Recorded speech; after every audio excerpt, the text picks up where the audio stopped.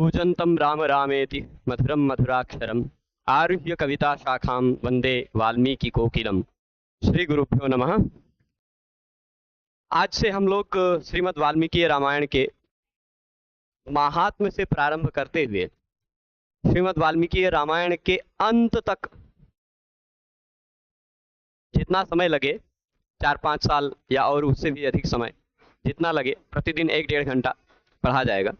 और प्रत्येक श्लोक को आपको खाली ऊपरी विद्वान नहीं बनना है, आपको इसके प्रत्येक श्लोक को शब्दशः समझते हुए चलना है। जितना भगवती कृपा करेंगी, जितना विषय मुझे प्रदान करेंगी, उतना विषय मैं आप सबको प्रदान करने का प्रयास करूंगा। विषय ये है, सबसे पहली बात ये है कि आप ये क्यों पढ़ें। देखिए, बहुत सारे लोगों के मन में आता होगा कि हम इसे क्यों पढ़ें, तो उसका उत्तर ये है कि आपको यह इसलिए पढ़ना है।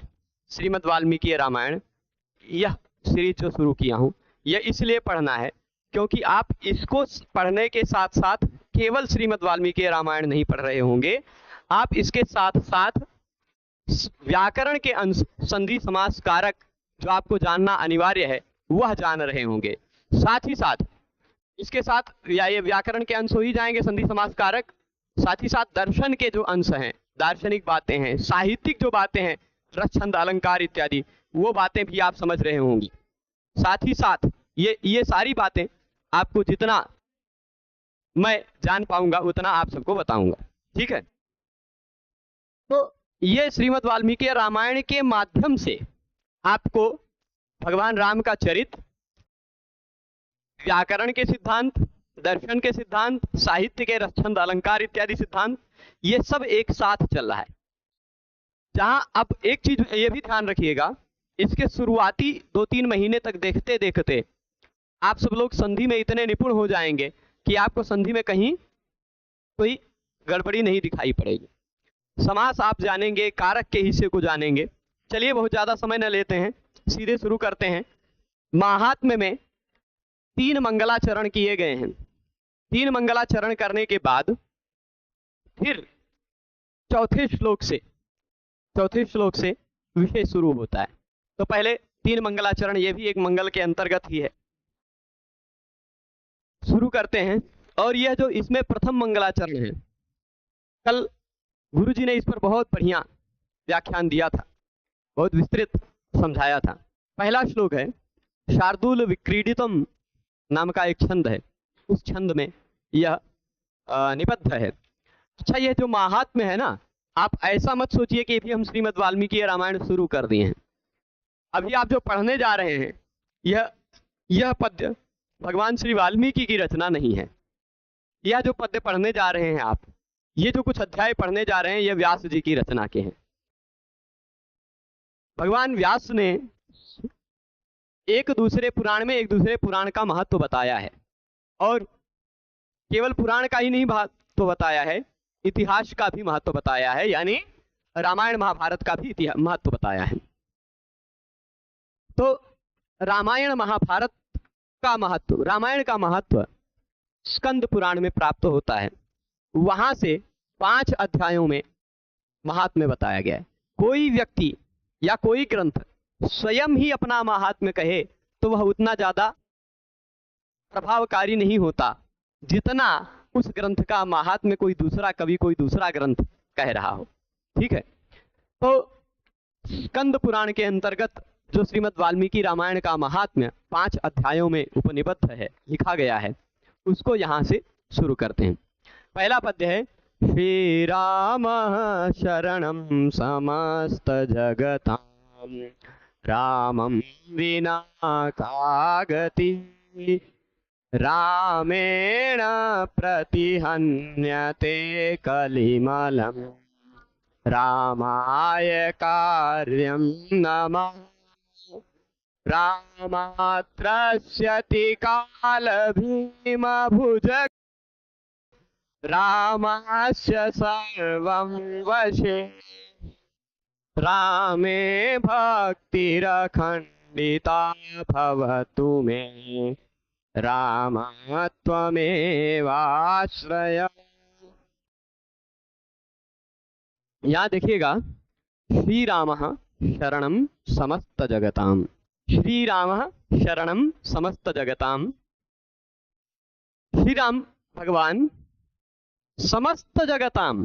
देखिए, सबसे पहले ये जो व्याख्यान का क्रम चल रहा है ना, इसमें आपको सबसे पहले पदच्छेद, इस श्लोक में कितने शब्द हैं भाई। भगवान वाल्मीकि की जो शब्दावली है, जब आप वहां पढ़ेंगे वाल्मीकि रामायण में, और व्यास जी की भी शब्दावली कुछ कुछ जगह पर बहुत सरल है, बहुत सरल है। मतलब शब्द स्वयं सारे अलग अलग मिलेंगे, बड़े बड़े क्लिष्ट शब्द समासों का प्रयोग कम है। तो जहाँ क्लिष्ट समासों का प्रयोग होगा या क्लिष्ट थोड़े संधि से युक्त शब्दों का प्रयोग होगा, वहां संधि की आवश्यकता होगी। पर प्रत्येक श्लोक में हम पहले शब्दों को तोड़कर जानेंगे कितने शब्द हैं, उन प्रत्येक शब्दों का अर्थ जानेंगे, उन शब्दों में से अगर किसी शब्द में कहीं समास है, समास जानेंगे, कारक का हिस्सा है तो कारक जानेंगे। इस तरह से संदेह रहित पूरा एक अर्थ जानने का प्रयास करेंगे। तो पहला यह जो शब्द है, पहला यह जो श्लोक है, इस श्लोक को यदि हम तोड़ेंगे, श्री राम एक ही शब्द है, शरणम दूसरा शब्द है, समस्त जगताम यह तीसरा शब्द है, रामम बिना का गति, ये सारे शब्द ही शब्द हैं, कहीं संधि यहाँ नहीं है। जो संधि है वो संधि भी बता देता हूँ क्या नियम है। आप इस क्रम में पढ़ते हुए जो मैं बताता जाऊंगा, एक एक विषय 4-6 बार बताऊंगा, एक एक विषय, जैसे संधि के एक नियम को मैं 4-6 बार बताऊंगा। यहाँ आ गया तो इस श्लोक में बता दूंगा, यही अब किसी दूसरे श्लोक में आएगा तो फिर बता दूंगा, फिर उसके बाद बताना छोड़ दूंगा, क्योंकि तब तक आप लोग पकड़ने लग जाएंगे खुद है। हमें बताने की जरूरत नहीं रहेगी कि यहाँ श्री राम शरणम में वासरी से संधि हुई होगी, ठीक है, ये बताने की फिर बार बार जरूरत नहीं रहेगी। तो श्री राम शरणम समस्त जगताम, दो शब्दों की संधि अभी तक नहीं, रामात राम से सर्वम विषय रामे भक्ति अखंडिता, यहाँ थोड़ा सा तोड़ा जा सकता है, भक्ति अखंडिता ये दो शब्द हैं। फिर भवतु में राम त्वम एव आश्रयः, त्वम एव आश्रयः, इतने सारे शब्द हैं। तो श्री राम, आप इनके कोई परिचय की आवश्यकता नहीं है, सभी परिचित हैं भगवान श्री राम से, ठीक है। श्री राम शब्द श्रियायुतः राम, श्री सहित राम, श्री के साथ जो राम है, केवल राम नहीं कहा, श्री के साथ राम, यानी सबसे पहले मंगल सूचक श्री भगवती लक्ष्मी जी का नाम लिया है। तो श्री राम यानी श्री से युक्त जो राम है वो क्या है, शरणम। शरण शब्द के दो अर्थ है होते हैं, ठीक है, शरण शब्द के दो अर्थ होते हैं, एक घर भी कह सकते हैं, रक्षक भी कह सकते हैं, ठीक। तो श्री राम सबके घर है, यानी सब श्री राम में है ना, अथवा श्री राम सबके रक्षक हैं।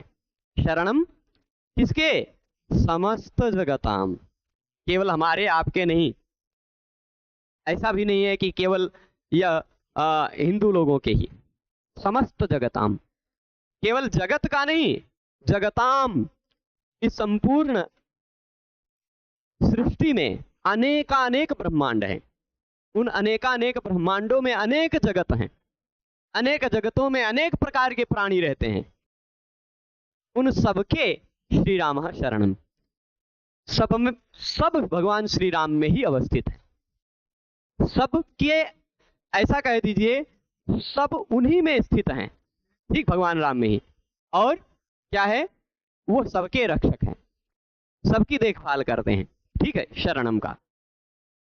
तो श्री राम शरणम समस्त जगताम, एक प्रथम जो एक पाद का पूर्वार्थ है उसको आप समझे होंगे, रामम विना का गति। अच्छा, इस श्लोक की विशेषता क्या है, इस श्लोक की विशेषता यह है कि राम शब्द के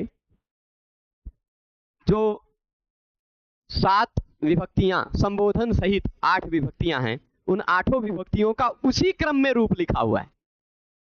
इस तरह का रामो राजमणि सदा विजयते भी श्लोक आपने सुना होगा, जहां पर राम शब्द के सभी विभक्तियों का रूप का प्रयोग है। भगवान श्री रामानुज के संप्रदाय में एक वेदांत देशिक जी हुए, उन्होंने भी पादुका सहस्त्रम में अ शब्द की सातों विभक्तियों का एक ही अनुष्टुप में प्रयोग किया। ऐसे बहुत सारे कवि प्रयोग करते हैं जहां पर एक श्लोक में एक ही शब्द की सातों विभक्तियों का, आठों विभक्तियों का संबोधन सहित प्रयोग किया जाए। ठीक है, याम श्रयति यान धत्ते येन यात्याय याचया, ऐसा प्रयोग किया है वेदांत देशिक स्वामी जी ने। तो श्री राम शरणम समस्त जगताम, यहाँ श्री राम जो दिखाई पड़ रहा है वह राम शब्द का प्रथमा विभक्ति का रूप है। उसके बाद बारी किसकी आई? द्वितीया विभक्ति की। द्वितीया विभक्ति कर्म में लगती है, कर्म कारक में। तो रामम विना अथवा विना शब्द के योग में भी द्वितीया तृतीया का प्रयोग होता है ना, पंचमी भी होती है। तो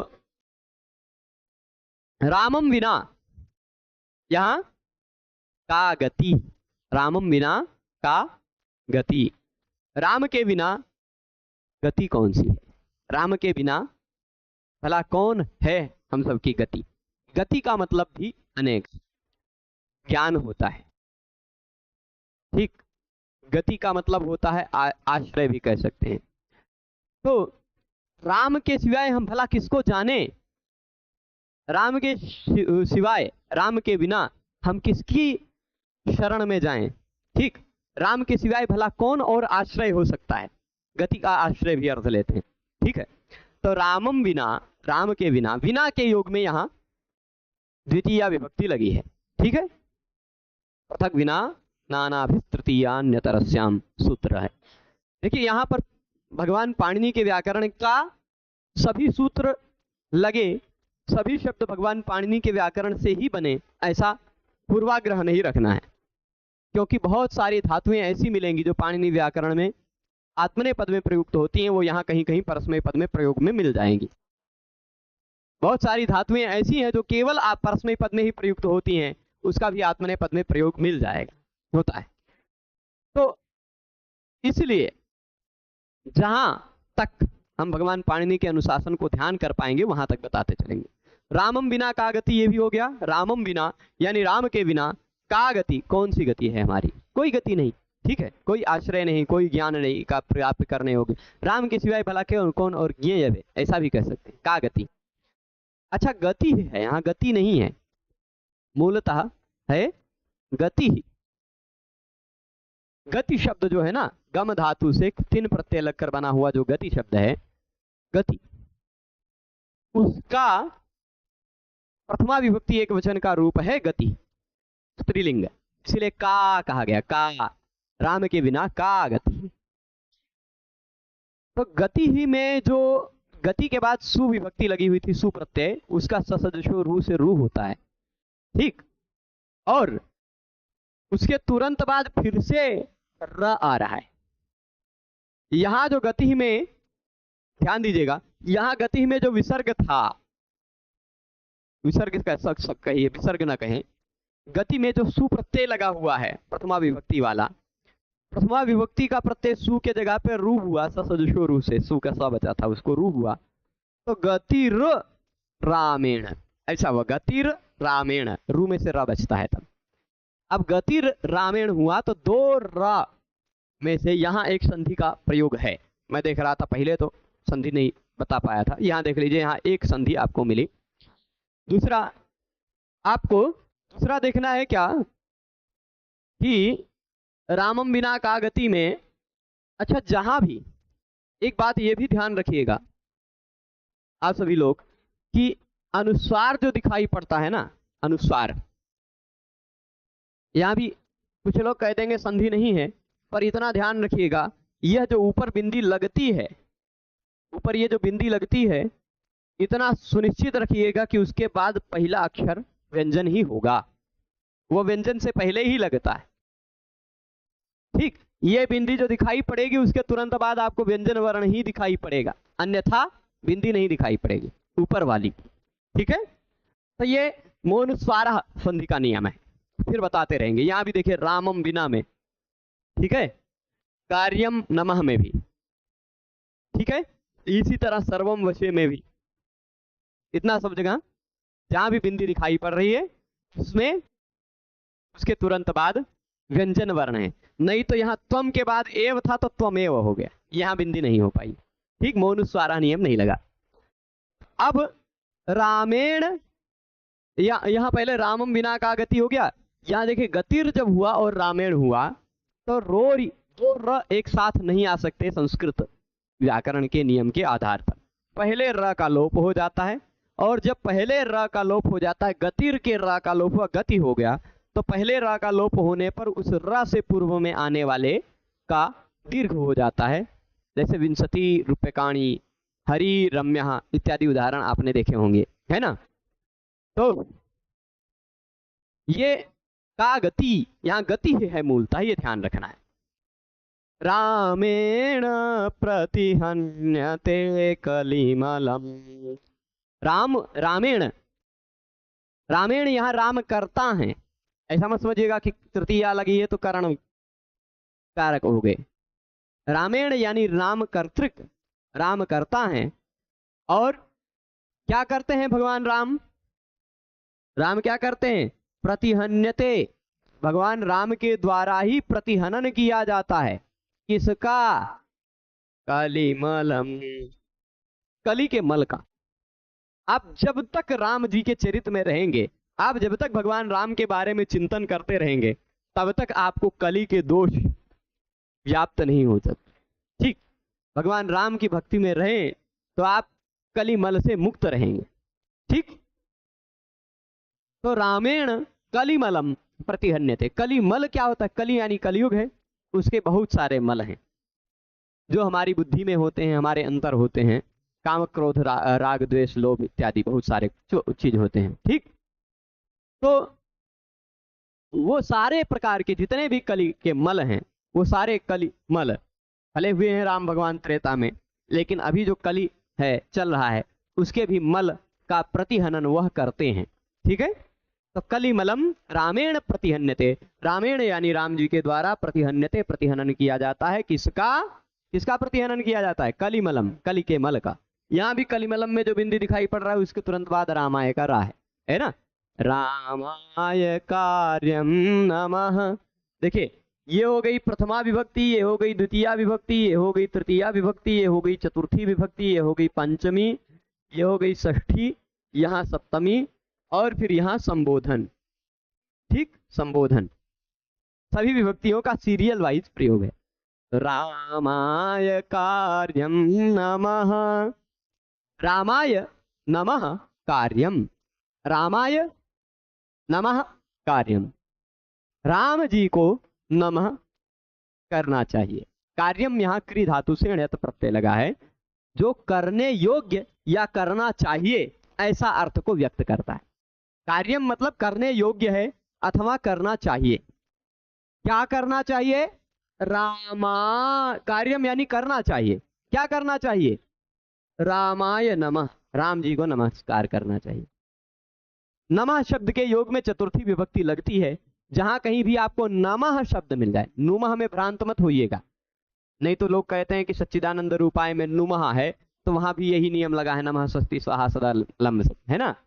श्री कृष्णाय वयम नुमः, है ना, तो वहां दूसरा नियम है। पर नमः शब्द का प्रयोग हो जाए तो स्वतंत्र रूप से नमः शब्द, तो उसके साथ चतुर्थी विभक्ति का प्रयोग करना पड़ता है। कारक प्रकरण जब आप पढ़ेंगे तो उपपद विभक्तियों में नमः स्वस्ति स्वाहा स्वधा अलम्ब सड योगाच एक ऐसा नियम पढ़ने को मिलेगा। वहां कुछ शब्द दिए गए हैं, नमः शब्द, स्वस्ति शब्द, स्वाहा शब्द, सधा शब्द, अलम शब्द, वशट शब्द, इन सभी शब्दों के साथ योग होने पर चतुर्थी विभक्ति ही लगती है। तो रामाय नमः कार्यम, राम जी को नमस्कार करना चाहिए। ठीक है, ये इतना अर्थ हो गया। फिर रामात्रस्यति पंचमी, रामात्रस्यति काल भीम भुजगो। रामात्रस्यति, राम जी से डरते हैं। त्रस्यति, रामात्रस्यति यानी क्या होता है? त्रास होना किस अर्थ का धातु है? त्रस्यति, भीति अर्थ में। ठीक, त्रसी धातु है उद्वेग होना, भीत होना, डर जाना, ऐसे हो जाना। ठीक, तो रामात त्रस्यति, त्रसी उद्वेगे, उद्वेगे एक धातु है, त्रसी उद्वेगे, जो कि दिवादिगण की धातु है। ठीक है, तो राम जी से त्रस्त होते हैं, उद्विग्न हो जाते हैं। कौन? काल भी हो जाता है, काल भीम भुजगः, त्रस्यति एक वचन है ना, इसलिए हो जाते हैं नहीं, हो जाता है, ऐसा अर्थ लेना। राम जी से पुनः देख लीजिए, सातों ये आठों विभक्तियां हैं, सातों के साथ संबोधन मिलाकर विभक्तियां हैं, वो मैंने निर्देश कर दिया। तो यहां देखिए, रामात, राम जी से, त्रस्यति, डरते हैं या उद्विग्न हो जाते हैं। कौन डरता है या उद्विग्न हो जाता है? कौन? काल भीम भुजगो, यहां भी एक संधि है, काल भीम भुजगो। कहीं भी विसर्ग भुजगा मूलतः शब्द है, उसको ओ हो जाता है, यानी उसके तुरंत बाद का जो आपको वर्ण दिखाई पड़ेगा, है ना, विसर्ग के जगह पर ये जो पॉइंट है, इसके जगह पर अगर ओ हुआ है ये, तो आप इतना सुनिश्चित रख लीजिए कि इससे पहले आ रहा होगा छोटा आ। ठीक, इससे पहले छोटा आ रहा होगा और इसके तुरंत बाद हर्ष प्रत्याहार का वर्ण मिलेगा। हर्ष प्रत्याहार यदि आपने पाणिनि व्याकरण पढ़ा है तो आप जानते हैं, ह या वरल यमगणन झभ घट थ जब घट द, इतने 20 वर्ण। ठीक, ये 20 वर्ण अगर तुरंत बाद में मिल रहे हैं तो विसर्ग कहिए या रू कहिए, रू के जगह पे ओ हो जाता है। ठीक है, तो यहां जहां भी आपको ओ दिखाई पड़ेगा और ओ के तुरंत बाद हर्ष प्रत्याहार का वर्ण दिखाई पड़ेगा, तो आप समझ लीजिए कि वहां हर्ष को हटा दिया जाए तो वहां विसर्ग हो जाएगा। ठीक है, तो काल भीम भुजगः, काल भीम भुजगः कौन होता है? काल रूपी भयंकर सर्प। काल एक ऐसा भयंकर सर्प है, काल एक ऐसा भीषण सर्प है जो सबको डसता है, उससे कोई नहीं बचा हुआ है। आज तक जितने भी हुए वह सबको डसता ही डसता है और सबको नष्ट कर देता है। आपको और दुनिया का कोई भी सर्प काट ले, हो सकता है आप बच जाएं, पर काल व्याल मुखग्रास हो गए आप, काल रूपी सर्प के मुख के ग्रास हो गए अगर आप, तो फिर आपको कोई नहीं बचा सकता। ठीक है, तो इसलिए यहां क्या कह रहे हैं? काल भीम भुजगो मतलब भीम भुजगः, ये पूरा कर्मधारय समास है। काल भीम भुजगः मतलब काल रूपी भीम भयंकर भीषण भुजग सर्प, काल रूपी भयंकर सर्प राम से त्रस्त हो जाता है, यानी राम जी की शरण में जाने पर यह काल रूपी भयंकर सर्प आपको परेशान नहीं करता। ऐसा नहीं है कि आपकी मृत्यु ही नहीं होगी, अमर हो जाएंगे राम जी की सेवा करते हुए, ऐसा नहीं है। काल आने पर आपको जाना पड़ेगा, लेकिन उस काल का आपको डर नहीं रहेगा, है ना, उस काल का आपको डर नहीं रहेगा, वह आपके पास आने से काल को डर रहेगा। ठीक, रामात त्रस्यति, काल भीम भुजगः रामात त्रस्यति, काल रूपी भयंकर सर्प वह त्रस्त होता है। त्रस्यति जो है ना, यह लिट लकार का रूप नहीं है, लट लकार का रूप है, त्रसी धातु है, उसका त्रस्यति त्रस्यतः त्रस्यन्ति रूप बनता है लट लकार में। ठीक, लिट लकार में त्रसिष्यति ऐसा कुछ रूप बनेगा। ठीक है, त्रस्यति यह जो है दिवादिभ्य शन का शन आ गया बिचवा में यह, इसलिए लगता है कि यह जैसे भविष्यति की तरह त्र धातु का त्रस्यति, ऐसा मत समझिएगा। ठीक है, डरता है, डरेगा ऐसा नहीं, डरता है, राम जी से डरता है काल रूपी भयंकर सर्प। और राम से सर्वम वशे, राम के वश में सब कुछ है, श्री राम जो हैं उन्हीं के वश में सब कुछ है। अच्छा, एक चीज और देख रही, कहीं भी राम के साथ और श्री नहीं जोड़ा, सबसे पहले शुरुआती में जोड़ा है, प्रारंभ में श्री मंगल के लिए कह दिया, बाकी फिर श्री राम का बचे खाली राम। ठीक, श्री संपुट हो गया, एक बार शुरुआत हो गई। तो रामस्य सर्वम वशे, राम जी के वश में सब कुछ है। सर्वम मतलब क्या? सर्वम मतलब सब कुछ, हम सब भी, पूरा ब्रह्मांड भी, अनेक जितने भी ब्रह्मांड है, जितना भी जगत है, वो सब कुछ उनके वश में है, उनकी इच्छा से चलता है। वह जैसा चाहेंगे वैसा संपूर्ण ब्रह्मांड प्रतिक्रिया करे, उनकी इच्छा से सब कुछ होता है। इसलिए सर्वम रामस्य वश है, सब कुछ उन्हीं राम के वश में है। ठीक है।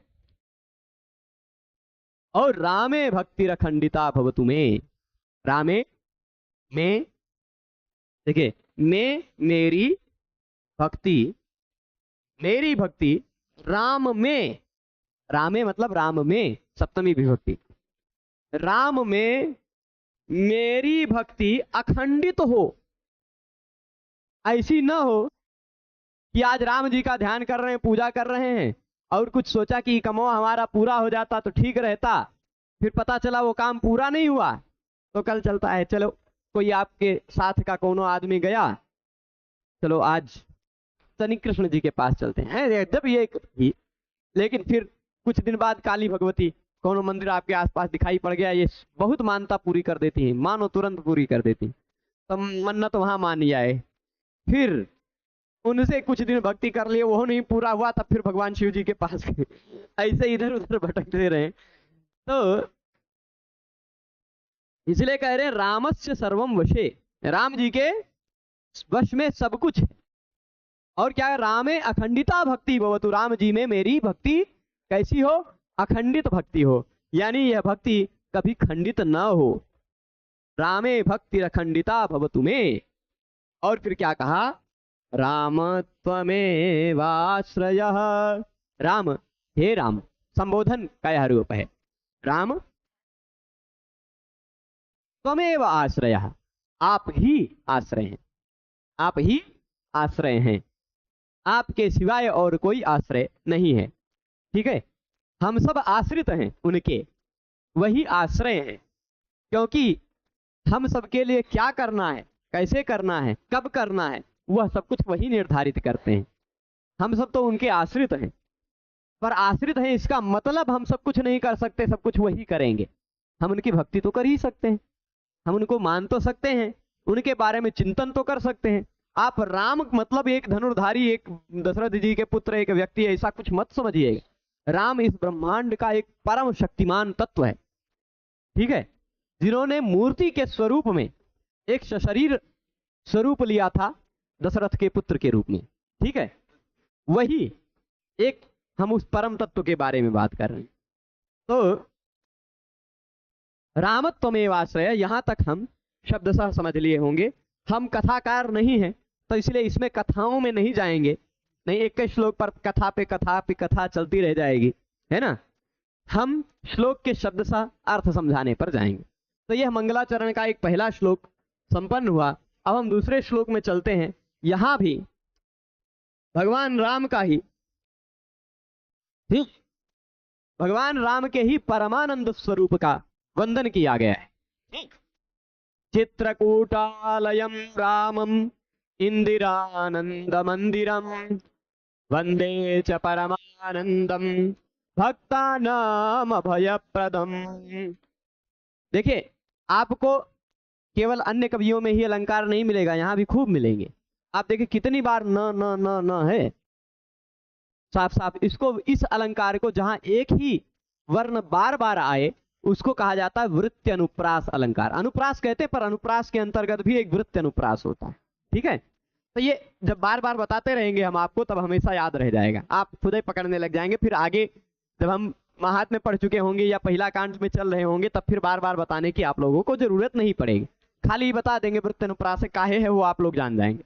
ठीक है, तो अभी क्यों है ये भी बताते हुए चलेंगे। तो अब देखिएगा, चित्रकूटालयम,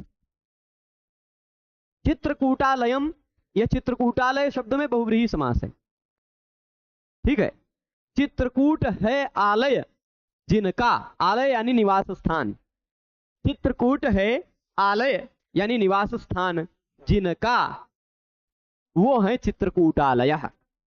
ठीक है, चित्रकूटः आलयः यस्य सः चित्रकूटालयः तम चित्रकूटालयम, यानी चित्रकूट है निवास स्थान जिनका, ऐसे चित्रकूट निवासी यानी भगवान के अलग अलग स्वरूपों की का ध्यान कर रहे हैं। बहुत सारे लोग, बहुत कवि भगवान के बचपन में खेलते स्वरूप का की स्तुति कर लिया करते हैं कि वो जो लड़खड़ाते हुए चल रहे हैं उसकी स्तुति कर लिया करते हैं। बहुत सारे कवि राम के उग्र स्वरूप का, रावण के वध के समय लाल आंखों वाले भगवान राम का उग्र स्वरूप का की स्तुति कर लिया करते हैं। तो अलग अलग समय के अलग अलग स्थिति पर स्तुति की गई है। यहां पर जो स्तुति की जा रही है वह चित्रकूट में रह रहे भगवान राम की स्तुति की जा रही है। जो चित्रकूट में बहुत समय रहे हैं ना वन में, भरत जी के आ जाने के बाद जब भरत जी लौट आते हैं, भरत जी उनको मना करके लौट आते हैं, जब नहीं मानते हैं तब फिर उसके बाद राम जी सोचते हैं कि अब यहाँ पर फिर से और नगर के लोग आते रहेंगे बार बार, इसलिए वह और घने जंगल में चले जाते हैं। पर प्रारंभिक वन में वो तो चित्रकूट में रहे, तो ऐसे प्रारंभिक वन की अवस्था में जो चित्रकूट में रह रहे हैं ऐसे राम को, अच्छा वह राम कैसे हैं? रामम कैसे राम को? चित्रकूटालयम, चित्रकूट में निवास करने वाले राम को। जितने भी द्वितीय विभक्ति में रूप हैं, जैसे चित्रकूटालयम, रामम, इंदिरानंद मंदिरम, परमानंदम, भक्तानाम अभयप्रदम, ये सारे द्वितीया में ही हैं। इतनी सारी विशेषताओं से युक्त जो राम हैं उनको वंदे, उनकी वंदना करता हूं मैं। ठीक, कैसे श्री राम जी को उनकी वंदना करता हूं मैं? जो चित्रकूट में निवास कर रहे हैं, चित्रकूटालयम। ठीक है, दूसरी विशेषता क्या कहे? तोड़ लीजिए यहां शब्द चित्रकूटालयम के तुरंत बाद फिर से मैंने बताया अनुस्वार कहां मिलेगा? तुरंत बाद में व्यंजन मिलेगा, है ना। रामम इंदिरा आनंद मंदिरम। ठीक है, अब यहां मैं बार बार बहुत ज्यादा व्याकरण में नहीं जाऊंगा, मेरा उद्देश्य शब्दों का अर्थ बताना, पर प्रारंभ में एक बार संधि जरूर बोल देंगे। ठीक, रामम इंदिरा, इसमें कुछ नहीं है, रामम इंदिरा में म पे ई की मात्रा चढ़ गई, बस रामम इंदिरा हो गया। पर इंदिरा के बाद आनंद, इंदिरा आनंद, इसमें कुछ लोग कहेंगे अकाशवर्ण दीर्घा हो गया है, पर हम कहेंगे अकाशवर्ण दीर्घा नहीं है, ओमांगोच्च सूत्र है, उससे पररूप संधि है। ठीक है, पररूप हो गया। इंदिरा आनंद में पररूप संधि है। जहां भी आपको बाद वाले शब्द में यहां आनंद दिखाई पड़ रहा है ना, आनंद, यहां यह जो आ है यह अगर आंग उपसर्ग वाला दिखाई पड़े, आंग नंद धातु है तो आंग ही है, उपसर्ग क्रिया के साथ जुड़ा रहेगा तो आंग उपसर्ग ही रहेगा, है ना। क्रिया के साथ जुड़ा है यानी आंग उपसर्ग जुड़ा है। अगर तुरंत बाद में और कौनो दूसरा अ होता, कोई दूसरा अ होता तो अकाशवर्ण दीर्घा से दीर्घ कर लीजिए, परंतु यदि आंग का आ दिखाई पड़ रहा है, आंग उपसर्ग वाला आ दिखाई पड़ रहा है, तो फिर आपको ओमांगोच्च से पररूप करना है, यह पर वाला आ खाली बचेगा, खाली ये मतलब है। ठीक, तो रामम इंदिरा आनंद, इंदिरा आनंद में ओमांगोच्च से पररूप, फिर आनंद, आनंद मंदिरम, आनंद से मंदिरम, आनंद मंदिरम। ठीक, अथवा आनंदाय मंदिरम, आनंद मंदिरम, बहुत सारे ढंग से समास किया जा सकता है, तत्पुरुष समास है। फिर इसके बाद परमानंदम, यहां अनुसार ही है, भक्ता नाम अभय प्रदम, भक्ता नाम एक तोड़ लीजिएगा, फिर अभय प्रदम, ये हो जाएगा, पूरा शब्द हो गए। अब राम जी कैसे हैं? जो चित्रकूट में निवास कर रहे हैं, ऐसे राम जी को वंदे, वंदे, वंदे एक क्रिया है, यह वंद धातु की क्रिया है। वंदते, वंदेते, वंदन्ते, वंदसे, वंदेथे, वंदध्वे, वंदे, वंदावहे, वंदामहे। अहम वंदे, मैं वंदन करता हूं, मैं वंदन करता हूं। वंदे कह दिया मतलब अहम आपको अपने आप ले लेना है। ठीक, तो वंदे यानी वंदन करता हूं। किनका वंदन करता हूं भाई? तो कह रहे हैं रामम, राम जी का वंदन करता हूं। ठीक, अब राम कैसे हैं? खाली मुख्य वाक्य इतना है, खाली मुख्य वाक्य इतना है, रामम वंदे, राम जी की वंदना करता हूं। अहम आपको अध्याहार कर लेना है, पर बाकी जितने भी शब्द आपको दिखाई पड़ रहे हैं ना, वो सारे शब्द रामम के विशेषण। वो राम जी कैसे हैं? तो कह रहे हैं चित्रकूट में निवास करने वाले हैं, अच्छा, और कैसे हैं? तो कहेंगे इंदिरा के आनंद के मंदिर हैं। इंदिरा कौन है भाई? कौन है इंदिरा? तो इंदिरा आप श्रीमद् भागवत महापुराण में गोपी गीत में भी सुने होंगे, सुरायत इंदिरा। इंदिरा कौन है वो? लक्ष्मी जी के 11 प्रमुख नामों में अमरकोश में इंदिरा भी एक नाम है। इंदिरा लक्ष्मी जी का ही नाम है, ठीक है। लक्ष्मी पद्मालया पद्मा कमला श्रीर हरिप्रिया इंदिरा लोकमाता माँ क्षीरोदतनया रमा, इतने सारे नाम अमरकोश में संग्रहित हैं। इतने पर्यायवाची आप बार बार मैं बोलूंगा तो ध्यान रह जाएंगे आपको। तो इंदिरा मतलब लक्ष्मी जी। आप इसको पढ़ते हुए देख रहे होंगे कि आपका शब्दकोश भी बढ़ रहा है, आपको नए नए शब्द भी जानने को मिल रहे हैं, और इन नए नए शब्दों का जब आप प्रयोग करेंगे तो आपकी भाषा और समृद्ध होती जाएगी, आप और अच्छा बोलेंगे, है ना। आपको लक्ष्मी जी बोलना है तो आप इंदिरा भी बोल सकते हैं, ये एक नया शब्द। तो इंदिरा यानी श्री लक्ष्मी जी के आनंद के मंदिर हैं। मंदिर क्या होता है भाई? राम मंदिर है अगर, तो उस राम मंदिर में किसकी मूर्ति है? राम जी की। वहां पूजन की, वहां क्या कौन प्राप्त होते हैं? राम प्राप्त होते हैं। हनुमान जी का मंदिर है तो उसमें हनुमान जी प्राप्त होंगे। पर ये राम जी स्वयं मंदिर हैं, राम जी को ही मंदिर बनाया जा रहा है। राम जी स्वयं मंदिर है तो किसके मंदिर हैं? आनंद के मंदिर हैं। आनंद मंदिरम। किसके मंदिर हैं? आनंद के मंदिर हैं। यानी आनंद प्राप्त होता है राम जी में। किसके लिए आनंद के मंदिर हैं? इंदिरा। इंदिरा लक्ष्मी जी के लिए जो आनंद के मंदिर हैं, यानी लक्ष्मी जी का आनंद जहां रहता है, हम सबके राम जी जहां रहते हैं वो राम मंदिर है, वैसे लक्ष्मी जी का आनंद जहां रहता है वह इंदिरा लक्ष्मी जी के आनंद का मंदिर है। यानी जिनको देखते ही लक्ष्मी जी आनंद प्राप्त करने लग जाती हैं, आनंद का अनुभव करने लग जाती है, ठीक है। तो इंदिरानंद मंदिरम वो हो गए, इंदिरा के आनंद के मंदिर हो गए। इंदिरा या आनंद इंदिरानंद, इंदिरानंद से मंदिरम अथवा इंदिरानंदाय मंदिरम, लक्ष्मी जी को आनंदित करने के लिए जो मंदिर स्वरूप हैं, ऐसा भी ले लीजिए, या लक्ष्मी जी के आनंद के जो मंदिर हैं ऐसा भी ले लीजिए, ठीक है। तो इंदिरानंद मंदिरम भी शब्द विशेषण समझ गए। ये चित्रकूटालयम यानी चित्रकूट में रहते हैं, इंदिरा के आनंद के मंदिर हैं ऐसे। और परमानंद है जो, देखिए सुख आनंद और परमानंद में बहुत अंतर होता है। सुख होना, आनंद होना और परमानंद होना, ये सब अलग अलग स्तर हैं। सुख क्या होता है? जो आपको अच्छा लग रहा है वो सुख है, पर आनंद एक अंतरिम अनुभूति है। आनंद उस सुख की एक बहुत उच्च लेवल की अनुभूति है।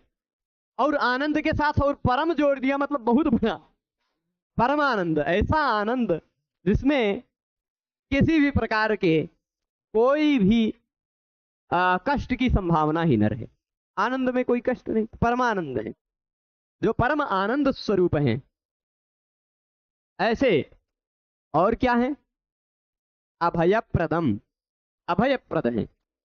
अभयम प्रददातीति अभयप्रदः, ठीक। अभयम प्रददातीति अभयप्रदः। अभयप्रदः में क प्रत्यय लगा हुआ है आतश्चोपसर्गे सूत्र से। आकारांत धातु के पहले उपसर्ग लगा हुआ हो तो क प्रत्यय लग जाता है आतश्चोपसर्गे। तो अभयप्रदम यानी अभय देने वाले, अभयम प्रददाति इति उपपद तत्पुरुष मानिएगा, ठीक। अभयप्रद शब्द में उपपद तत्पुरुष। और भक्तानाम अभयप्रदम, भक्तों के लिए अभय प्रदाता हैं। अब भक्तों को यहाँ भक्तेभ्य अभय प्रदम ऐसा हो सकता था, भक्तों को अभय प्रदान करते हैं, ऐसा नहीं, वो भक्तों के हैं और अभय प्रदाता हैं। विवक्षा से कारक होते हैं, यहाँ संबंध मात्र में विवक्षा से षष्ठी विभक्ति है, ठीक। तो भक्ता नाम भक्तों के अभयप्रद, अभय प्रदाता हैं। क्या देते हैं वो? अभय देते हैं, सभी प्रकार से भय रहित कर देते हैं। अब बहुत सारे लोग कह रहे हैं कि यह पुस्तक कहाँ मिलेगी? तो यह पुस्तक यहाँ जितने छात्र हैं उन सबके हाथ में मिलेगी, और यहाँ जो छात्र नहीं हैं, जो दूर हैं, उन लोगों को के लिए हम आज यानी दिनांक 20 अगस्त 2024 को टेलीग्राम पर जो सरल संस्कृत व्याकरण नाम का चैनल है, उस चैनल पर डाल देंगे पीडीएफ।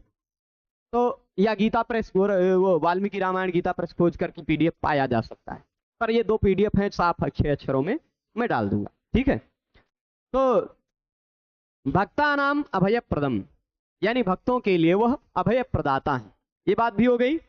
ऐसे भगवान राम को वंदे, मैं वंदन करता हूं। ये 2 श्लोक मंगलाचरण के हो गए। मंगलाचरण का एक अंतिम श्लोक देख लेते हैं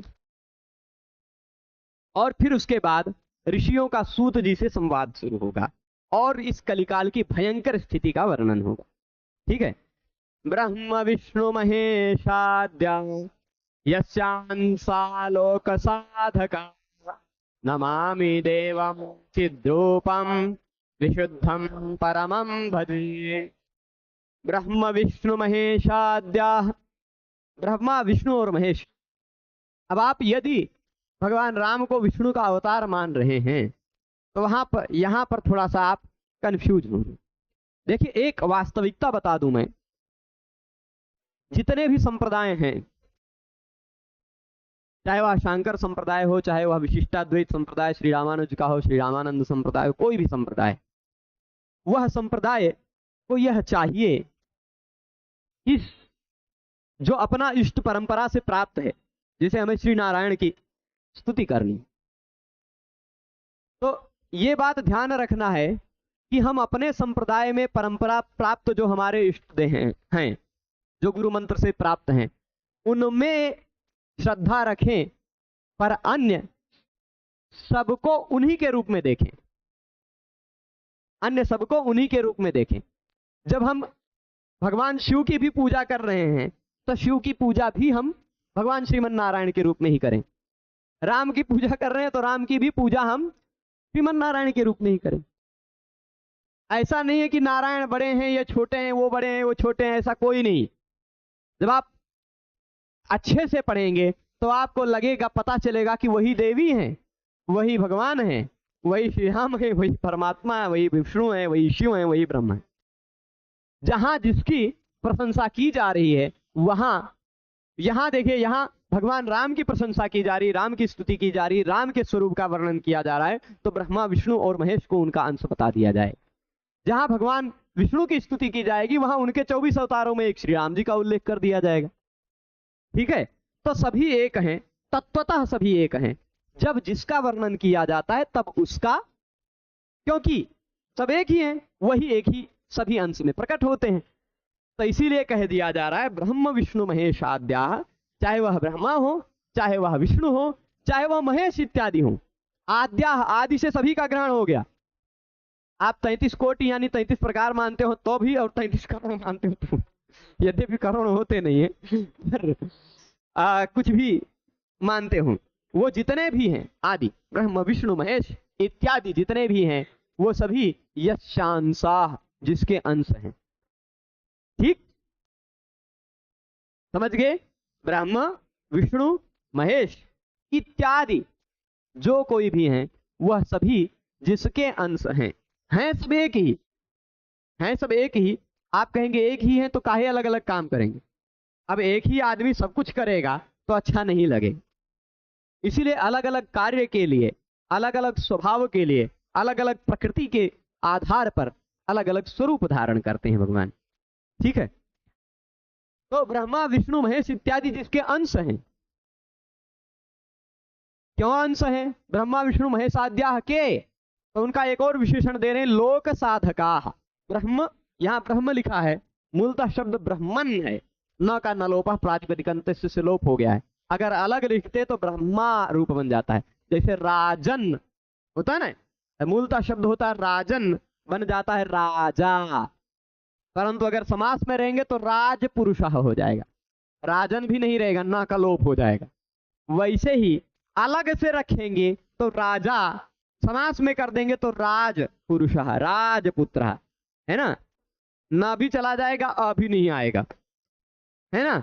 वैसे ही अलग से रखेंगे तो ब्रह्मा, परंतु समास में आ जाएंगे तो ब्रह्मन भी नहीं रहेगा, ना का लोप हो जाएगा, ब्रह्म हो जाएगा। तब ब्रह्म विष्णु महेश इत्यादि यस्यांसा जिसके अंश हैं, ठीक। अच्छा, ये अंश तो हैं ब्रह्म विष्णु महेश इत्यादि, और हैं क्या? लोक साधका, ये लोक के साधक हैं। लोक साधक कैसे हैं? ब्रह्मा जी निर्माण करते हैं, विष्णु जी पालन करते हैं, और भगवान शिव जी संहार करते हैं। ये सब एक ही हैं, एक वही अंशी है, एक उसी अंश के सभी अंश बनकर प्रकट होते हैं और लोक की सिद्धि करते हैं। जब आप शिव पुराण पढ़ेंगे, भगवान शिव जी के बारे में पढ़ेंगे, तो सबको भगवान शिव जी का ही अंश बताया जाएगा, क्योंकि वो भी जो राम है वही तो शिव हैं, जो शिव हैं वही तो राम हैं। हम स्वरूप से आप हम लोग अलग अलग देखते हैं, पर हैं तो वह एक ही, ये बात ध्यान रखिएगा। तो यस्यांशाः लोक साधका, ये लोक साधक हैं, लोक को सिद्ध करते हैं, लोक के संपूर्ण व्यवहार को सिद्ध करते हैं, उत्पत्ति स्थिति प्रलय इत्यादि करते हैं। उत्पन्न करना, वर्तमान रखना, पालन करना और प्रलय करना, ये सब कुछ करते हैं। ऐसे ब्रह्म विष्णु महेश आद्याः, ये सभी यस्यांशाः, जिसके अंश हैं, और क्या है? लोक साधका, लोक साधक हैं। ऐसे देवम, ऐसे देव को, देव शब्द होता मतलब दान इत्यादि गुणों से युक्त,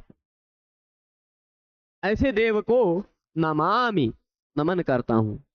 नमामि यानी अहम, वही अपने लिए कहा जा सकता है। तो ऐसे देवम नमामि, नमन करता हूं। कैसे देव को नमन करता हूं? नमामि देवम। अच्छा, देवम नमामि, यहां जो देवम है द्वितीया विभक्ति में है, उसके और भी बहुत सारे विशेषण हैं। ठीक, तो नमामि देवम, देवम के एक और विशेषण दे रहे हैं, क्या? विशुद्धम, परमम, चिद्रूपम, 3 विशेषण दे रहे हैं, है ना? चिद्रूपम, फिर क्या कह रहे हैं? विशुद्धम और परमम, सच्चिद रूप। यानी चिद्रूप का मतलब क्या होता है? तो ऐसा कह सकते हैं कि ज्ञानमय, चिद्रूप जो ज्ञानमय है, या ऐसा कह सकते हैं चेतना संपन्न है, आनंदमय है, कुछ भी ले सकते हैं। सच्चिदानंद रूपाय में जो चित्त शब्द कहा गया, वही चित्त शब्द यहां भी, सत चित्त आनंद। चित्त शब्द में चेतना भी लेते हैं, चित्त शब्द से ज्ञान भी लेते हैं, चित्त शब्द से आनंद भी लेते हैं। इन सबसे युक्त हैं, चेतना स्वरूप हैं, आनंद स्वरूप हैं, विज्ञान स्वरूप हैं। ऐसे चिद्रूपम, चिद्रूपम, विशुद्धम, विशुद्ध का शुद्ध का विपरीत अर्थ मत ले लीजिएगा, अशुद्ध वाला। विशुद्ध, विशुद्ध यानी परम शुद्ध ले लीजिएगा, ठीक है? नहीं तो कहने लगे शुद्ध का विपरीत विशुद्ध। तो विशुद्ध है, ऐसे परम परमात्मा का भजन करते हैं, उनको भज सेवायाम, उनकी सेवा में करते हैं, उनकी सेवा करते हैं, उनका नमन करते हैं। तो चिद रूपम देवम नमामि, चिद्रूप देव को नमन करते हैं और उन परमात्मा का भजन करते हैं, उनकी सेवा करते हैं। ठीक, इन 3 श्लोकों में मंगलाचरण करने के बाद, 3 श्लोकों में मंगलाचरण करने के बाद अब आ जाते हैं चतुर्थ श्लोक में। बहुत इसी पेज में, इस साइड में, हाँ, चतुर्थ श्लोक। ऋषय ऊचुः, ऋषय ऊचुः, उवाच ऊचतुः ऊचुः। ऊचुः मतलब अनेक है, अनेक बहुवचन का प्रयोग है लिट लकार का। के ऊचुः, कौन बोले? तो कह रहे हैं ऋषय, ऋषय ऊचुः, ऋषियों ने कहा। ऋषि कौन होते हैं? ऋषि कौन होते हैं? तो यहां जो सामने प्रश्न करने वाले लोग हैं, वो हम सब जैसे लोग साधारण नहीं हैं, हम सब जैसे साधारण लोग नहीं हैं। प्रश्नकर्ता, प्रश्नकर्ता ऋषिगण हैं। और ऋषि कौन होते हैं? मंत्रदर्शी होते हैं, जो अपनी साधना से साक्षात वेद का साक्षात्कार कर सकते हैं। साधना में बैठेंगे, तप में बैठेंगे, वेद के मंत्र जिनके ध्यान में स्वयं प्रकट होते रहते हैं, जो वेद के मंत्रों को देखते हैं अपनी दृष्टि से, आंख बंद वाली दृष्टि से, ऐसे ऋषि लोग, तत्ववेत्ता लोग ऊचुः बोले। यानी साधारण लोग नहीं बोल रहे हैं, बोलने वाले लोगों की आप स्थिति को समझकर आप इस पर श्रद्धा कर सकते हैं। तो ऋषयः किम ऊचुः, क्या बोले ऋषियों ने? अच्छा, ऋषय ऊचुः जो हो गया है ना, यहाँ बार बार बताएंगे तो आ जाएगा ध्यान में। भो भगो अघो अपूर्व से यो से यह होकर के लोप साकल्य से लोप हुआ है। ऋषय हमें जो हो जाना चाहिए था, जो आपकी दृष्टि में विसर्ग, वो जस प्रत्यय के स को रू होकर उस रू की जगह पे भो भगो सूत्र से यह होगा और या का लोप हो जाएगा लोप साकल्य से। बार बार आएगा तो हो सकता है बार बार ध्यान में आ जाए। इसका नियम क्या है? अ के पहले हो, उसके तुरंत बाद अश प्रत्याहार का वर्ण हो। अश प्रत्याहार यानी अ से लेके जब गर्दश तक, अयुण से लेकर के जब गर्दश तक के सूत्र में कहे हुए कोई भी वर्ण अगर तुरंत बाद में हो तो ये हो जाता है। ठीक, अब आगे क्या कहेंगे देखिएगा। ऋषियों ने कहा ऊचुह में लिट लकार का प्रयोग है, यानी यह जो व्यास जी लिख रहे हैं तब से परोक्ष भूतकाल की बात है। भूतकाल की बात है। और कैसे भूतकाल की बात है? जो अनद्यतन परोक्ष भूतकाल की बात है। उसी दिन की घटना का वर्णन नहीं कर रहे हैं व्यास जी, पहले की घटना का वर्णन करते हैं कि पूर्व काल की बात है, बहुत पुरानी बात है। ऋषियों ने कहा, क्या कहा? भगवन। भगवन संबोधन कैसे होता था? कई ऋषि बैठे हुए हैं सूत जी के सामने। सूत जी बहुत महान पौराणिक थे, बहुत सारे पुराणों का प्रवचन वो नैमिषारण्य में बैठकर कहा करते थे, है ना। वो सभी पुराणों के एक परम तत्ववेत्ता थे। ऋषिगण उनके पास अखंड सत्र में बैठते थे और वो बोलते जाते थे, सब सुनते जाते थे, प्रश्न करते थे, उत्तर में वो पूरा विवरण देते जाते थे। तो ऋषियों ने सूत जी से प्रश्न किया है, क्या कहा है? भगवान, हे भगवान। भगवान भगवत शब्द का संबोधन एक वचन का रूप है। सर्वमाख्यातम, सर्वमाख्यातम यानी सर्वम आख्यातम, सब कुछ कह दिया आपने। यह जहां से प्रसंग लिया जा रहा है, क्योंकि यह स्कंद पुराण का प्रसंग है, तो स्कंद पुराण में इससे पहले बहुत कुछ कह दिया होगा प्रश्न का उत्तर देते हुए सूत जी ने। तब ऋषियों ने कहा सूत जी से कि हे भगवान, आपने सर्वम आख्यातम, सब कुछ कह दिया। ख्या प्रकथने धातु से भी आख्यात शब्द बनाया जा सकता है, चक्षिंग धातु से भी आख्यात शब्द बनाया जा सकता है। ठीक, चक्षिंग धातु भी है, चक्षिंग ख्याएं, एक ऐसा सूत्र लग जाएगा, चक्षिंग के जगह पे भी ख्याएं हो जाता है। ठीक, तो आख्यातम। भगवान, हे भगवान, हे भगवान, सर्वम सब कुछ, आख्यातम कह दिया आपने। कौन कह रहे हैं? ऋषि कह रहे हैं। किनसे कह रहे हैं? सूत जी से कि हे भगवान, आपने सब कुछ कह दिया। आज हम प्रश्न तक पढ़ लेंगे, फिर सूत जी का जब कुछ उवाच होने लगेगा तो फिर रोक देंगे, ठीक है। या जब आप लोग कहने लगे कि अब आज रोका जाए तो रोक देंगे। पर मुझे नहीं लगता है कि कथा में या एक एक श्लोक को समझने में इसमें आप लोग उबेंगे, नहीं लगता है ना। जब लगेगा कि उब जाएंगे तो बता दीजिए। भगवान, हे भगवान, सर्वम आख्यातम, सब कुछ तो कह ही दिया आपने। क्या कह दिया? यत पृष्ठम, जो हम सबके द्वारा पूछा गया। ऐसा सर्वम आख्यातम मतलब सब कुछ कह देना संभव नहीं होता है।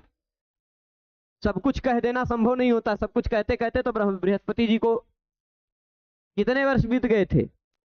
3,60,000 साल बीत गए थे। दिव्यम वर्ष शास्त्रम, दिव्य 1,000 वर्ष कहते कहते सभी शब्द नहीं कह पाए थे। नान्तम जगाम, है ना।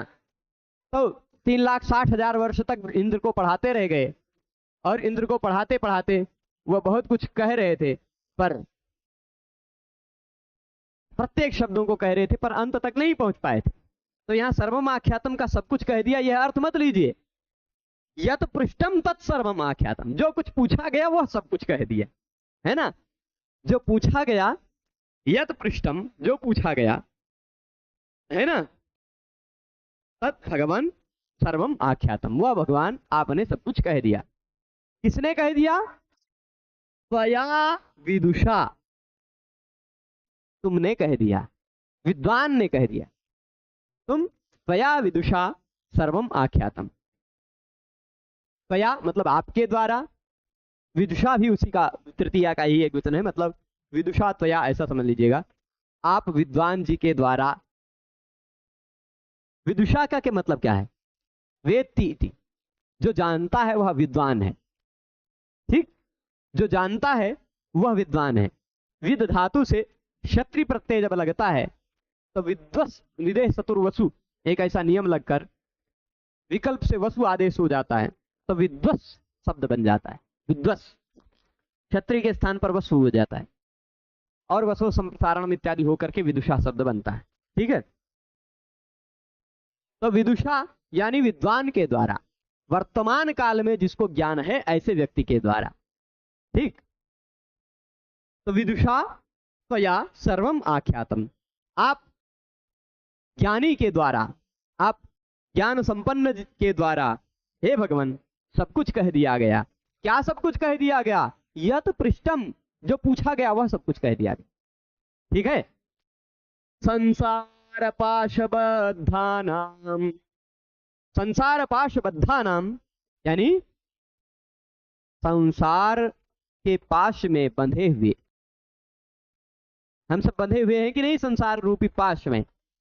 हम चाहें, जैसे क्या कहते हैं, गाय भैंस को एक खूंटे में लगा के बांध दिया जाता है तो वो चाहे, या एक कमरे में कैद कर दिया जाता, वो चाहे तो निकल के जा नहीं सकती है ना।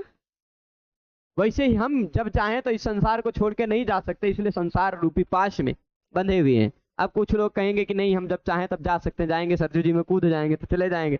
ऐसे वाले लोगों की बात नहीं चल रही यहाँ, वो अपनी इच्छा से नहीं जा सकते, रहेंगे कहीं ना कहीं संसारे में भटकते रहेंगे। और उपनिषद जो कहता है ना, सूर्या नाम ते लोका अंधेन तमसावृता तामस्ते प्रेत्याभिगच्छन्ति एके चात्महनो जना, आत्मघाती लोग कहाँ जाते हैं? वही घनघोर लोक में जाते हैं। तो ऐसी बात नहीं कह रहे। संसार पाशबद्धा नाम, संसार के पाश में जो बंधे हुए, संसार रूपी पाश। संसार पाश क्या होता है? संसार एवं पाशा, संसार पाशा, संसार ही है पाश। ऐसा मत समझिएगा कि संसार में और कोई दूसरा पाश है, संसार ही एक पाश है, संसार ही एक बंधन है। उस संसार रूपी बंधन में, संसार रूपी पाश में जो बंधे हुए हैं, ऐसे संसार रूपी पाश में बंधे हुए लोगों के सुबहूनि दुखानि च, बहुत ढेर सारे दुखों को भी आपने कहा। ठीक, आपने सब कुछ बताया और संसार पास में बंधे हुए लोगों के दुखों को भी कहा।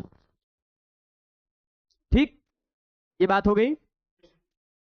अब ये एक प्रथम अभी प्रश्न नहीं हुआ, फिर एतत् संसार पाशस्य, एतत् संसार पाशस्य खेदकः कतमः स्मृतः कलौ वेदोक्तमार्काश्च नश्यन्ति त्वयोदितः। कह रहे हैं कि एतत् संसार पाशस्य, यह जो संसार पाश है, यह जो संसार पाश है, यह संसार पाश का छेदकः कतमः स्मृतः, इस संसार पाश का छेदन करने वाला भला कौन है? कतमः छेदकः स्मृतः। ठीक, तो संसार पाश का छेदक कौन है और क्यों? क्यों ऐसा प्रश्न कर रहे हैं?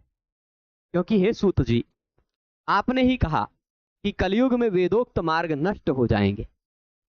कलयुग में वेदोक्त मार्ग नष्ट हो जाएंगे तो इस संसार पाश का छेदन करने वाला कौन बचेगा? कौन बचेगा? क्योंकि अभी आप ही देख लीजिए, आप होंगे ब्राह्मण, पर हम ही हैं खुद ब्राह्मण, पर हमारे स्वयं के वंश में, हमसे पूर्वजों में कोई नहीं पढ़ा, अभी पिछले 5-6 पीढ़ियों में कोई संस्कृत नहीं पढ़ा, कोई परंपरागत यह वेद शास्त्र इत्यादि नहीं पढ़ा। तो ये अब ब्राह्मण ही नहीं पढ़ रहे हैं तो कौन पढ़ेगा? तो कलयुग में वेदोक्त मार्ग नश्यन्ति, कलौ वेदोक्त मार्गाः नश्यन्ति। कलयुग में, कलौ यानी ये जो भी युग चल रहा है, जिस युग में हम लोग अभी बैठे हुए हैं, जो सुन रहे हैं, आप लोग सुन रहे होंगे इसी कलयुग में ही, क्योंकि सतयुग जब आएगा तो सतयुग में हमको कोई नहीं सुन रहा होगा, ये मोबाइल वोबाइल नहीं रहेगा, फिर से सब कुछ प्रलय हो जाएगा तब तक, है ना। तभी कलयुग तक ही लोग सुन सकेंगे। तो कलौ वेदोक्त मार्गाश्च, कलयुग में ये जो सारे वेदोक्त मार्ग हैं, मार्गाः, एक दो मार्ग नहीं है वेद में, संसार रूपी पाश के छेदन करने के लिए आपको संसार रूपी जंजीर में बांध कर रखा गया। इस जंजीर को काटने के कई हथियार वेद में बताए गए हैं, कई मार्ग वेदों में बताए गए हैं। इस मार्ग से चलने से संसार के वेद पाश का छेदन हो जाएगा। पर आपने ही बताया कि कलौ वेदोक्त मार्गाश्च नश्यन्ति इति त्वयोदिताः, त्वयो उदिता, त्वया उदिताः। त्वया देखिए, एतत् संसार पाशस्य, एतत् संसार में हंसी, ये क्या खरीच सूत्र से तग द कुत्ता हो गया है। संसार पाशस्य छेदः, छेद का यहाँ जो च आया है वो छेच सूत्र से तुक हो गया है, उस तुक के त को स्तोष चुनाश्चु से च हो गया है। ठीक, छेच। ह्रस्व वर्ण के बाद ध्यान दीजिएगा, ह्रस्व वर्ण के बाद कभी भी छ आता हो तो उस छ के पहले वहां च जुड़ जाया करता है छेच सूत्र से। ठीक है, अथवा पदांत ह्रस्व है तो पदांताद पर दीर्घात पदांताद वो अलग नियम लगता है। ठीक है, तो छेच नियम पढ़ा हुआ है। तो संसार पाशस्य छेद का, तोड़ेंगे तो अलग अलग कर लीजिएगा, च नहीं पढ़िएगा तो छेद का ही रहेगा। ठीक, संसार पाश का छेदक कौन कहा गया है, कौन स्मृत है, किसको याद कर किया जाएगा? कलौ वेदोक्त मार्गा, कलयुग में वेदोक्त, वेद में कहे हुए, वेद उक्त वेदोक्त, वेद उक्त वेदोक्त हो जाएगा। ठीक है, मार्गाह च, मार्गाह च ऐसा होगा पहले, फिर उस विसर्ग के जगह पे विसर्जनीय से सह से स हो जाएगा, और उस स के तुरंत स्थान पर तालव्य श हो जाएगा स्तोष चुनाश्चु से, क्योंकि च वर्ग का योग है। ठीक, ये जो आपको ये विसर्ग के जगह पर ये और ये भी मिल सकता है, कब कब मिलेगा प्रसंग प्रसंग पर हम बताते रहेंगे। ठीक, आपको अगर इसके तुरंत बाद, विसर्ग के तुरंत बाद आ गया है तो मैं बता दे रहा हूं, च छ अथवा ये वाला श मिल जाए तो इस विसर्ग के जगह पर इसी वाले श के होने की संभावना है। च छ और श तालु वर्ण वाले, च छ पहले द्विये और फिर श, ये तीन मिल जाएंगे तो ऐसा स हो जाएगा। ट ठ और श मिल जाए तो ऐसा हो जाएगा। त थ और स ये वाला दंत स मिल जाए तो ऐसा स हो जाएगा विसर्ग के स्थान पर। ठीक, विसर्ग के तुरंत बाद जो वाला स है विसर्ग के स्थान पर वही वाला स हो जाता है। ठीक, उसके तुरंत बाद च छ यानी तालु वाले हैं तो तालु वाला स आ जाएगा, ट ठ यानी मूर्धा वाले हैं तो मूर्धा वाला आ जाएगा, त थ यानी दंत वाले हैं तो दंत वाला आ जाएगा। ठीक, तो मार्गाश्च, मार्गाश्च में मार्गाह ऐसा तोड़ लीजिएगा। ठीक, मार्ग भी नश्यन्ति इति त्वयोदिता, कलयुग में तो वेदोक्त मार्ग भी नश्यन्ति नष्ट हो जाएंगे, इति त्वया उदिता, ऐसा तुमने ही कहा है। ठीक, इति त्वया उदिता, ऐसा तुमने ही कहा है कि कलयुग में वेदोक्त मार्ग सारे नष्ट हो जाएंगे। आगे देखते हैं, फिर अधर्म निरतानां च यातनाश्च प्रकीर्तिताः घोरे कलयुगे प्राप्ते वेदमार्ग बहिष्कृते पाखंडत्वं प्रसिद्धं वै सर्वैश्च परिकीर्तितम्। यहाँ देखिएगा, 7वें तक देख लेते हैं आज। ठीक, उसके बाद आगे देखेंगे, क्योंकि अभी शुरुआत है तो थोड़ा थोड़ा 5 5 6 7 ऐसे पढ़ेंगे। फिर जब एक कांड पूरा हो जाएगा तो प्रतिदिन 20 श्लोक पढ़ेंगे हम लोग, एक कांड पूरा होने के बाद, तब जाकर के 5 साल में कहीं पूरा हो पाएगा, नहीं तो नहीं होगा। 4 5 हो सकता है और जल्दी भी हो जाए। पर अधर्म निरता नाम, प्रत्येक शब्द का अर्थ जानना मेरा मुख्य उद्देश्य। प्रत्येक, मैं अपने लिए पढ़ रहा हूं, आप सबके लिए नहीं, आप सब लोग भी सुन लेंगे तो बहुत अच्छी बात है।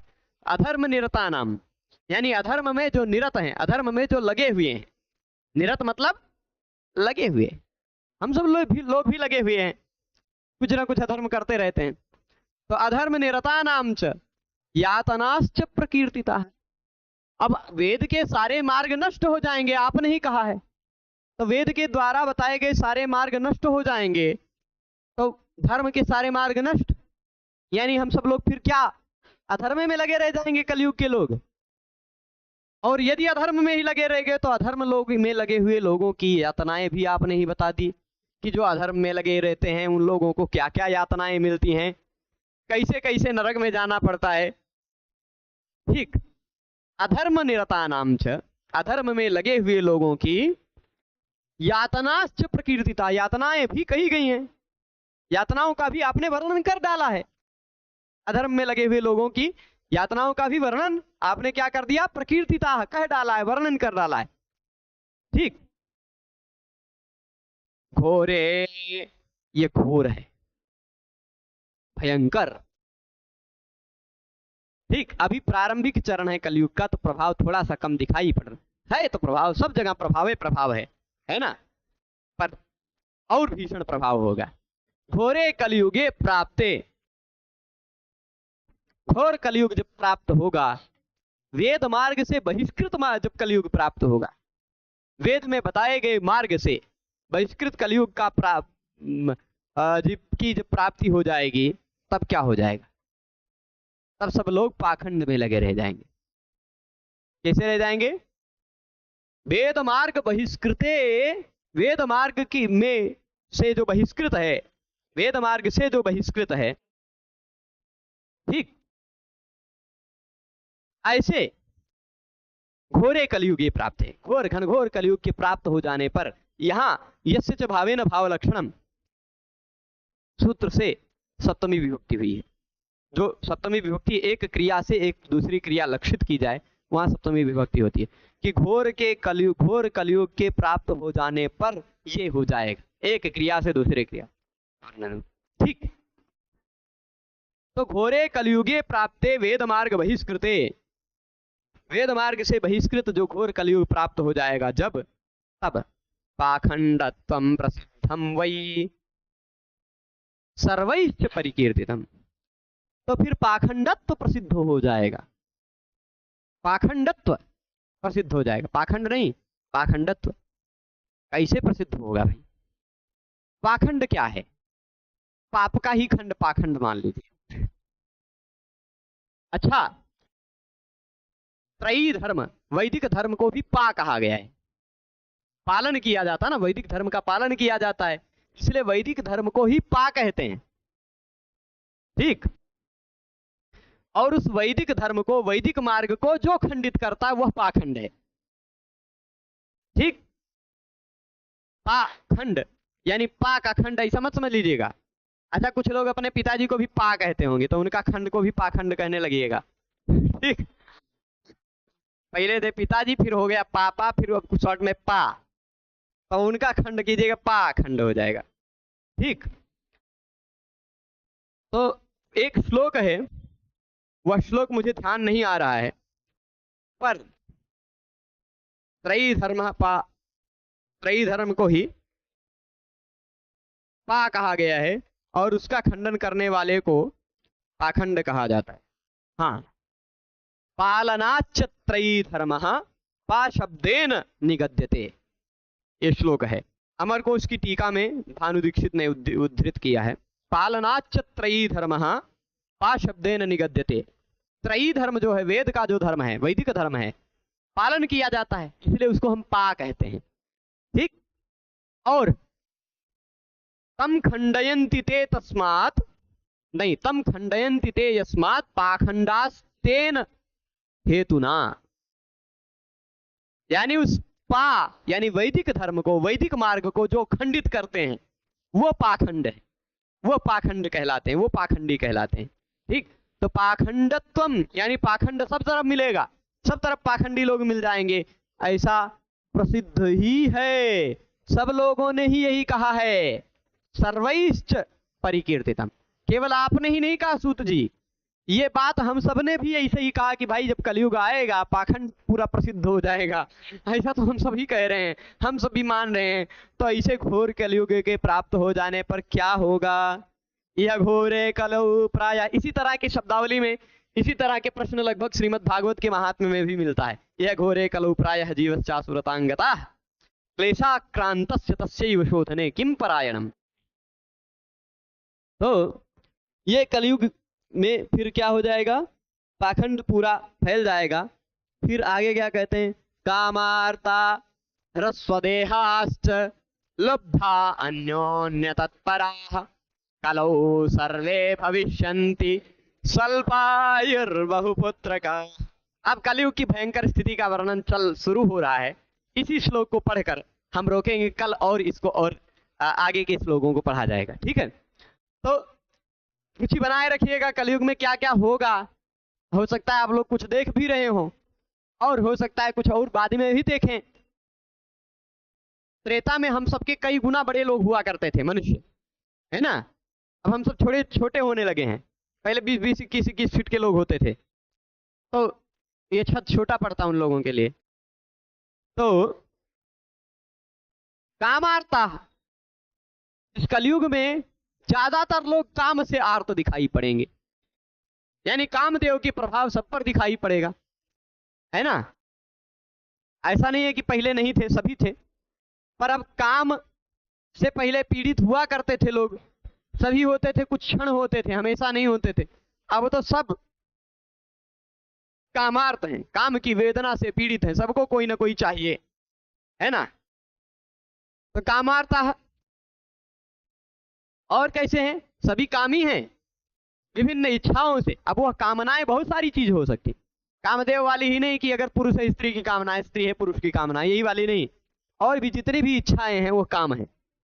इच्छा काम, तर्क संग्रह में काम उसका क्या कहते हैं, इच्छा का लक्षण बताते हुए काम को ही इच्छा के रूप में बताया। इच्छा काम, क्रोधो द्वेष, कृति प्रयत्न, ऐसा वर्णन किया है ना तर्क संग्रह में। तो वहां कामार्ता यानी काम से आर्त होंगे, यानी इच्छाओं से भरे हुए होंगे। है कोई ऐसा जो किसी इच्छा में न कर, किसी की इच्छा न करता हो, कुछ नहीं चाहिए, ऐसा कोई है? सबको कुछ ना कुछ चाहिए ही, है ना। सब चाहते हैं कि कुछ ना कुछ मिलता रहे, कुछ ना कुछ मिलता रहे, ऐसा सब चाहते हैं। ठीक, तो कामार्ता यानी कामार्थ, काम में लगे हुए, और फिर उसके बाद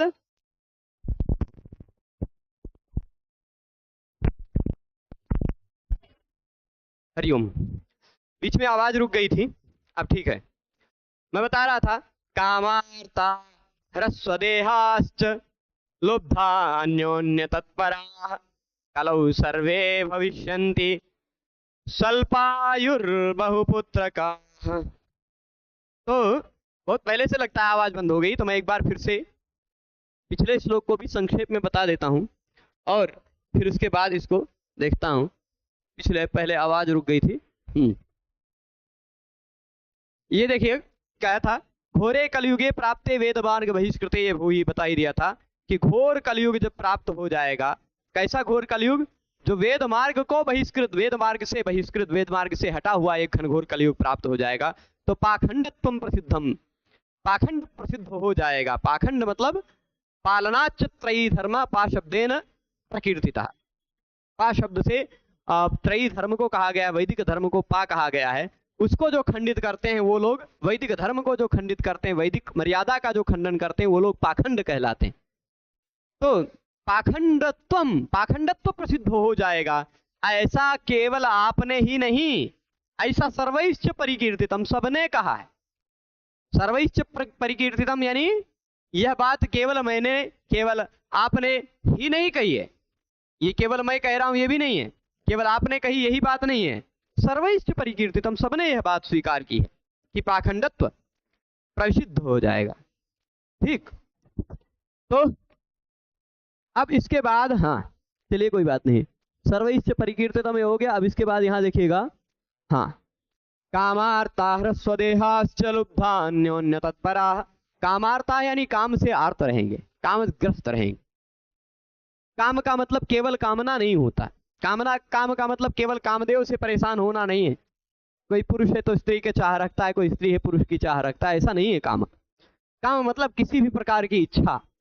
निष्ठो वष्टि, वृष्टि मतलब कामयते, जिसके पास कुछ नहीं वो चाहता है 100 मिल जाए, जिसके पास 100 है वो चाहता है 1000 मिल जाए, 1000 वाला चाहता है लाख मिल जाए, लाख वाला चाहता है करोड़ मिल जाए, करोड़ अरब में जाता है, फिर ऐसे ऐसे जो और ज्यादा हो जाता है वो सोचता है वही राजा बन जाए, और जो राजा बन जाता है वो सोचता है कि अभी एक ही देश के राजा, पूरे भारत के, पूरे ब्रह्मांड के राजा हो जाएं, तीनों लोगों के राजा हो जाएं। और जब तीनों लोगों के राजा इंद्र भी हो गए तो फिर वो चाहेंगे कि हम और ऊंचे पद पर जाएं, फिर सोचेंगे कि हम विष्णु हो जाएं, रुद्र हो जाएं, शिव हो जाएं, ब्रह्मा हो जाएं।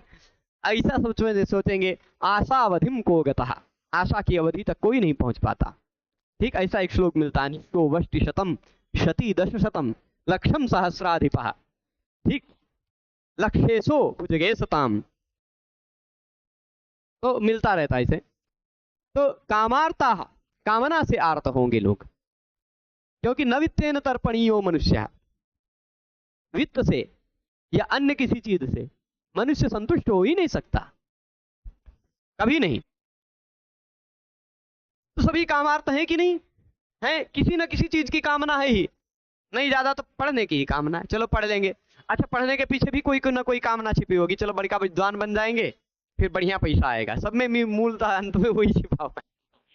कुछ लोग ब्रह्मचारी गुरुजी जैसे कुछ लोग होते हैं जिनको उन सब का लोभ नहीं था, केवल वेद मार्ग प्रचार, केवल यही था कि हमारी ज्ञान परंपरा का प्रचार हो, बस ऐसे ही कुछ लोग होते हैं, नहीं तो कुछ ना कुछ कामना में ग्रस्त रहते हैं। तो कामार्ता, पर काम से आर्त तो रहेंगे, कामनाएं बहुत बड़ी रहेंगी। शरीर कैसा रहेगा, ह्रस्व देहा, शरीर तो ऐसी रहेगी बाउनी। कामार्ता ह्रस्व देहा, कामना से आर्त रहेंगे और शरीर से बहुत बावने बौने रहेंगे। ठीक, और क्या रहेंगे, लुब्धा, बहुत लोभी रहेंगे। लुब्ध मतलब होता है लोभी, हमेशा चाहता ही रहेगा, यहां से कुछ मिल जाए, यहां से भी कुछ मिल जाए, इधर से भी कुछ मिल जाए, ऐसा चाहने वाला व्यक्ति ही होता है, लालची कह दीजिए। और अन्योन्य तत्परा, अन्योन्य तत्परा यानी एक दूसरे पर निर्भर रहेंगे।